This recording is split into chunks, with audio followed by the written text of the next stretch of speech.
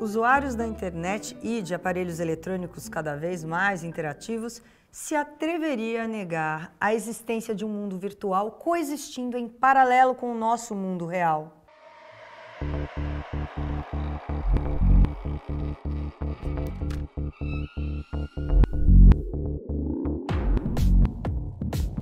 Embora possa parecer uma contradição em termos, a realidade virtual se faz cada vez mais concreta em nosso dia a dia. Uma presença que ajuda a encurtar distâncias, acelerar processos, facilitar contatos e disseminar informações e conhecimentos de forma inédita na história humana. Para alguns, contudo, assim como na trilogia Matrix, o mundo virtual também seria motivo de enormes preocupações, devendo ser definido muito menos pelo que revela do que pelo que esconde de nossos sentidos. This isn't real. What is real? How do you define real? If you're talking about what you can feel, what you can smell, what you can taste and see, then real is simply electrical signals interpreted by your brain. Nesse caso, o nosso mundo passaria a ser um mero simulacro, enquanto a verdadeira realidade permaneceria oculta. Uma realidade em frangalhos, caminhando a passos largos para dissolver tudo aquilo que fundamenta a nossa própria humanidade. Mas afinal, o mundo virtual é uma coisa positiva ou negativa? Quais os principais impactos causados por estas novas dimensões da experiência existencial e sensorial humana, que parecem se articular fora dos conceitos tradicionais de tempo e de espaço? No final da primeira metade do século XX e no início da segunda, Maurice Merleau-Ponty escreveu uma fenomenologia da percepção. Contra o subjetivismo filosófico e o objetivismo científico, Merleau-Ponty escreveu: nós não somos uma consciência cognitiva pura. Nós somos uma consciência encarnada num corpo. O nosso corpo não é um objeto tal como descrito pelas ciências, mas é um corpo humano, isto é, habitado e animado por uma consciência. Nós não somos pensamento puro, porque nós somos um corpo. Mas nós não somos uma coisa, porque nós somos uma consciência. O mundo não é um conjunto de coisas e fatos estudados pelas ciências, segundo relações causais e funcionais. Além do mundo, como conjunto racional de fatos científicos, existe o mundo como lugar onde vivemos com os outros e rodeados pelas coisas. Um mundo qualitativo de cores, sons, odores, tessituras, figuras, fisionomias, obstáculos, caminhos, lembranças, um mundo afetivo, um mundo com os outros, um mundo de conflito, de luta, de esperança, de paz. Nós somos, dizia o Merleau-Ponty, seres temporais. Ou seja, nós nascemos e temos consciência do nascimento e da morte. Ou seja, nós temos a memória do passado, a esperança do futuro. Nós somos seres que fazem a história, sofrem os efeitos da história. Nós somos tempo. O tempo existe porque nós existimos. Nós somos seres espaciais. Para nós, o mundo é feito de lugares, perto, longe, o caminho, a mata, a cidade, o campo, o mar, a montanha, o céu, a terra. Esse mundo espacial é feito de dimensões. O grande, o pequeno, o maior, o menor, e ele é feito de qualidades. O meu corpo não é uma coisa, não é uma máquina, ele não é um feixe de ossos, músculos e sangue, nem uma rede de causas e efeitos. Ele não é um receptáculo para uma alma ou para uma consciência.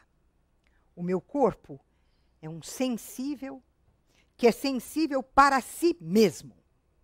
O meu corpo é o meu modo fundamental de ser no mundo. É isso, ser espacial e ser temporal. Vocês podem já imaginar o que acontece na hora em que a gente não tem a referência do espaço e do tempo como o centro da nossa experiência. Porque eu acho que é isso que acontece com a experiência da internet, do computador, do mundo virtual. Não é mais essa. É uma outra experiência, mas essa não é mais. O que se passa quando a espacialidade e a temporalidade do nosso corpo e da nossa experiência se perdem na atopia, ou seja, na ausência de lugar, ausência de espaço, e na acronia, isto é, na ausência do tempo. São duas ausências, a atopia e a acronia, que caracterizam o mundo virtual. É isso que é o mundo virtual. É um mundo sem espaço e sem tempo. David Harvey, num livro chamado A Condição Pós-Moderna, aponta, como consequência da nova forma assumida pelo capitalismo, a chamada globalização, ele aponta uma transformação sem precedentes na nossa experiência do espaço e do tempo, que é designada por ele como a compressão espaço-temporal. De fato, para nós entendermos o que se passa, Harvey faz uma distinção muito importante entre a forma que tinha a organização da produção econômica até o momento em que se inicia a chamada globalização e o que acontece com ela na chamada globalização. Então, no período que antecede a assim chamada globalização, o que predomina é conhecido com o nome de a organização fordista do trabalho. A gente, em geral, identifica o fordismo com a ideia de linha de montagem. Mas o fordismo é mais do que isso. O fordismo é uma economia na qual uma empresa detém, e ela trouxe para o capitalismo aquilo que era indispensável para a exploração do trabalho, a ideia de que o trabalho é a virtude suprema e a preguiça o pecado supremo, né? Então, e para conseguir que todas as energias dos indivíduos e toda a energia dos trabalhadores fosse exclusivamente dirigida para o trabalho, se teve a repressão sexual levada a um nível poucas vezes conhecido na história, né? Não é por acaso que é do período da moral vitoriana que você tem o nascimento também da psicanálise, né? Porque se opera com a repressão do desejo como condição do exercício do trabalho.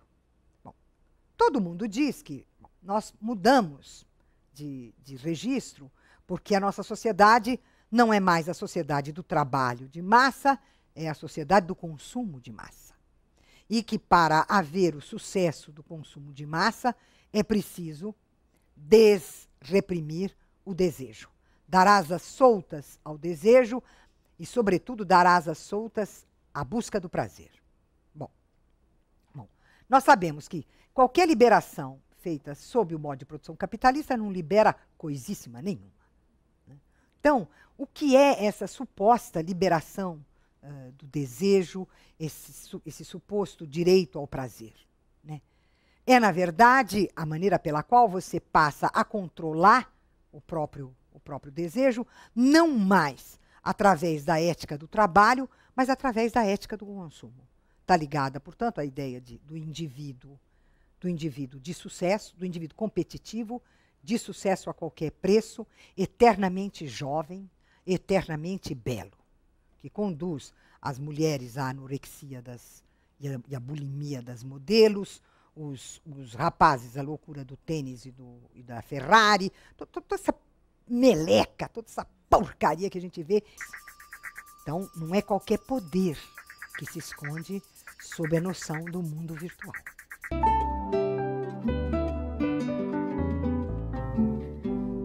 Nos dizem que nós vivemos numa nova sociedade chamada a sociedade do conhecimento, né? Então, com essa expressão, sociedade do conhecimento, pretende-se indicar que a sociedade e a economia contemporâneas se fundam sobre a ciência e a informação, graças ao uso competitivo do conhecimento, da inovação tecnológica e da informação nos processos produtivos e financeiros, bem como nos serviços como a educação, a saúde e o lazer. Toda a questão que se coloca é a de saber quem tem a gestão de toda esta massa da informação, quem tem o centro coletor e distribuidor dessa gigantesca massa de informação e, portanto, a pergunta é: quem tem o poder? Há um texto do Walter Benjamin que me fala muito, porque havia toda a discussão que o cinema ia destruir o teatro, que a impressão das obras de arte ia destruir a aura. E o Benjamin fala na democratização trazida, por exemplo, pelo cinema, que a gente pode dizer pela televisão. E o que ele dizia é: mas não sejamos ingênuos de não levar em conta o que acontece com esse potencial democrático, né, da imprensa e da televisão nas mãos da empresa capitalista, né? Então, o tempo todo nós temos que, eu acho, pensar que isso acontece e o capitalismo está aí fazendo também isso acontecer. Como é que a gente lida? Como é que a gente fica no meio disso? E como é que a gente luta, né, para que isso sejam conquistas para os seres humanos mesmo? Em toda parte é suposto que a informação produz uma circulação acelerada de sentido, uma mais-valia de sentido homólogo à mais-valia econômica que provém da rotação acelerada do capital. A informação é dada como criadora de comunicação. Somos todos cúmplices deste mito. Pois onde pensamos que a informação produz sentido, é o oposto que se verifica. Assim, os meios de comunicação são produtores não da socialização, mas do seu contrário, da implosão do social nas massas. Se você leva em conta a maneira pela qual os meios de comunicação constroem a realidade e propõem essa construção como sendo a realidade em si mesma, né, isso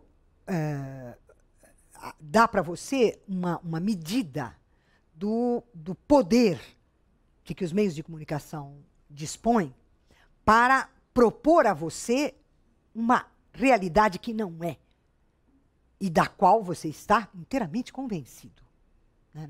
Não há fresta, brecha, sombra, nada que possa fazer você supor que esse mundo que vem, sobretudo pela televisão ou pela internet, não seja o verdadeiro. Então, já você tem um poder exercido aí. O caso do virtual, no meu entender, é ainda maior. Porque no caso do virtual, você cria uma realidade. Aí sim. Não é que você, como os meios atuais, eles inventam uma outra realidade que oculta a realidade existente. Então, você tem um simulacro, você acredita no simulacro e a realidade mesmo está escondida e você não enxerga. Isso é o que faz hoje o meio de comunicação.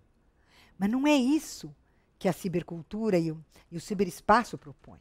Porque na medida em que eles vão eliminar o espaço e o tempo e propõem que existem todas as coisas na simultaneidade espacial e temporal, e que tudo isso existe e que pode ser atualizado ininterruptamente por cada um de nós a qualquer momento, isso significa que um mundo foi criado. Não é que o nosso mundo foi substituído, foi ocultado por um mundo de imagens. Não, não. Um outro mundo, não sei se paralelo ou substituto do nosso, mas foi criado. E isso é o que todas as religiões sempre reservaram a um poder. Havia um único poder na tradição religiosa que era capaz de criar realidade. Criar mesmo um mundo. Eram os deuses. Então, não é qualquer poder que se esconde sob a noção do mundo virtual, né? Porque ele parece uma coisa anódina, né? Simples. Pô, as coisas...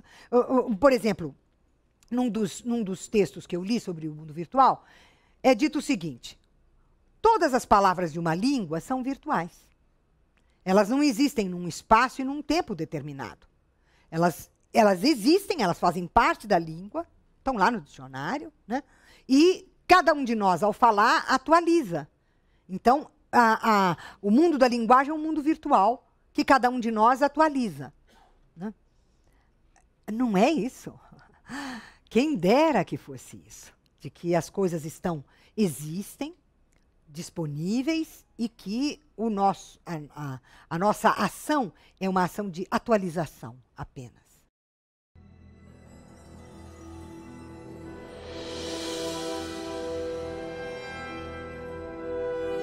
O mundo virtual é um mundo. Ele é quase o nosso mundo virado ao contrário, porque ele é sem espaço, sem tempo, sem corpo, né? E é de um poder gigantesco, porque é o poder de criar, né?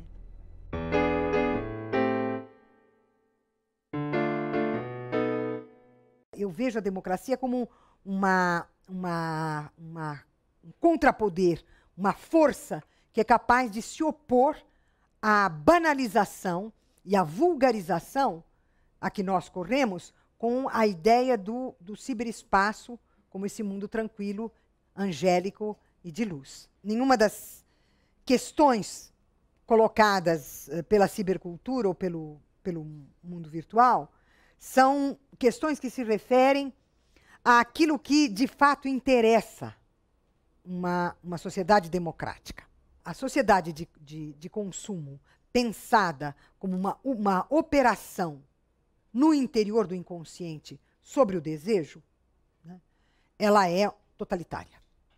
É isso que é ser totalitário, né? É isso o admirável mundo novo, né?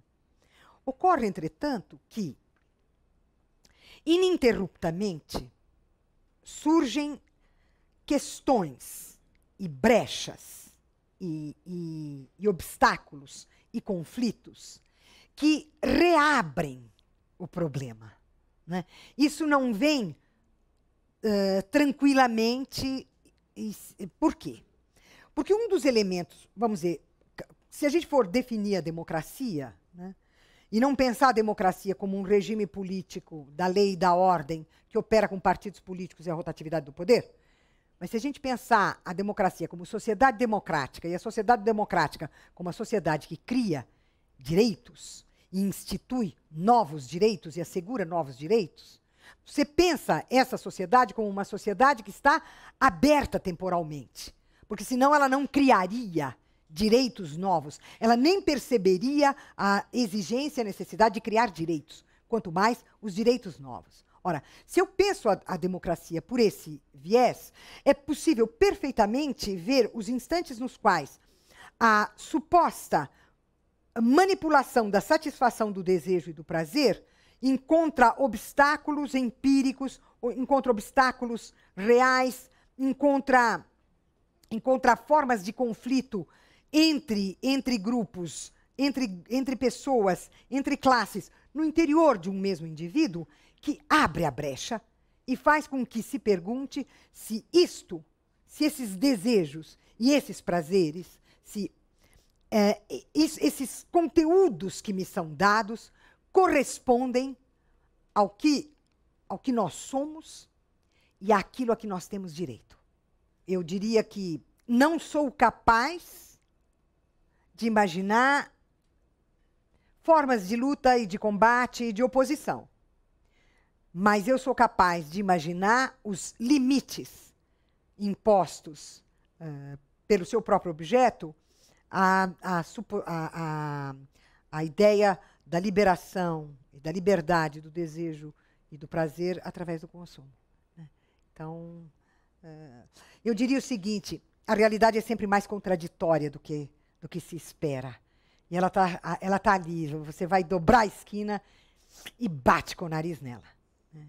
Então, por isso que eu acho que, quando eu digo que gosto, por exemplo, da trilogia Matrix, é por isso, porque não haveria a menor chance de sair daquilo. E há. Entre a utopia e a distopia, a minha tendência é pela utopia. Nós vivemos num mundo onde prevalece a ideia da distopia, né? De que vai haver, você tem a catástrofe planetária, né? Nós todos estamos preparados para o fim do planeta, né? E catástrofe de todo tipo, né? Catástrofes biológicas, energéticas, todas. As distopias operam com o universo da catástrofe e do medo. Né? A utopia opera com a percepção da possibilidade da catástrofe, do medo e o que fazer contra. Né? E eu acho que a democracia se insere nesse lugar que faz com que a gente se depare com a realidade não virtual da maneira, às vezes, as mais inesperadas. Né? O fato... Eu, outro dia, dizia a uma amiga minha, viver num mundo em que o Mandela foi possível, o Obama foi possível, outros são possíveis, é muito numa geração só. Então, estou satisfeita de viver nesse tempo, que acho que acabou, mas eu acho que há muita coisa no mundo real que é mais poderosa do que o mundo virtual angélico. Daqui a pouco, no Café Filosófico, nós vamos ter que, como professores, inventar caminhos, viu? Porque... por enquanto, está difícil convencer os nossos jovens alunos de que o pensamento é um trabalho.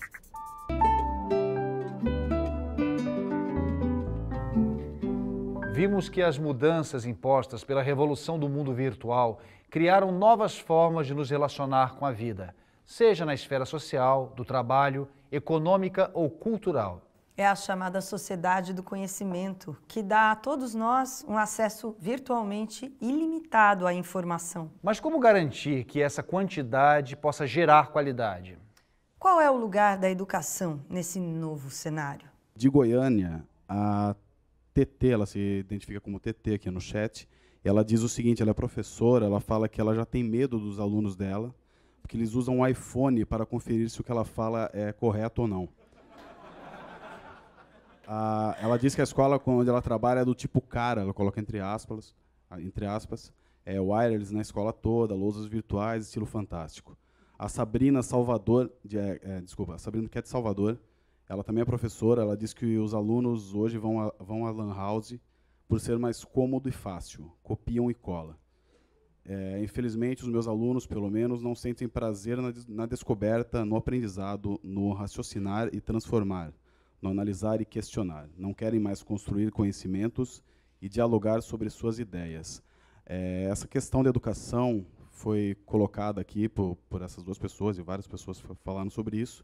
Eles querem saber de você como será a educação com o mundo virtual cada dia mais presente nas escolas. Os elementos trazidos pela eletrônica, pela informática, pela cibernética, são incríveis, né? Porque eles oferecem a você uma percepção alargada, em termos de extensão, da produção cultural, desde a produção artística, produção literária, produção científica, não é?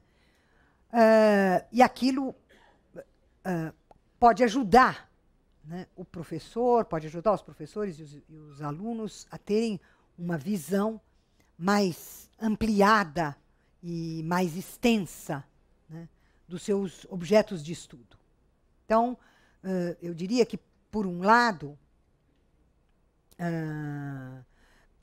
é benéfica a contribuição desses aparelhos. O problema todo é o que acontece com o trabalho do pensamento, que eu acho que é a questão que as colegas professoras estão colocando para mim, né? Porque o trabalho do pensamento, pelo menos tal como eu o penso, ele tem algumas características importantes. A primeira delas é que ele é lento. Ele é um trabalho de lentidão e paciência. Essa é a primeira coisa, né? Depois, ele é um trabalho de desvendamento, de perceber o que não se sabia e de apreender e acrescentar o que já se sabia.